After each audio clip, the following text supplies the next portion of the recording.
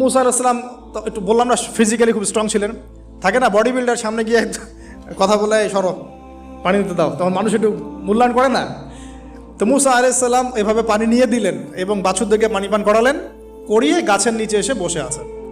বসে বসে তিনি দোয়া করছেন, এই যে দোয়াটা তিনি দোয়া করছেন, রব্বি, একটা নেক কাজ করলেন, নেক কাজ করলেন না, মানুষের উপকার করলেন, নেক কাজ করে এসে গাছের নিচে বসে দোয়া করছেন, আল্লাহ এখানে তো আমার খাবার পানি বাসস্থান কিছুই নাই, আমি কি করব।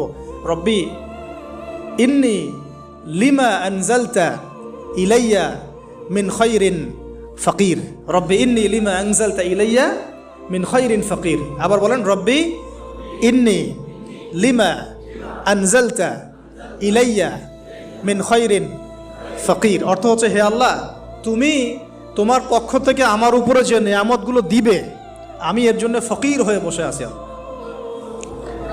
অর্থ বুঝে পড়বেন ভাই, নামাজ রোজা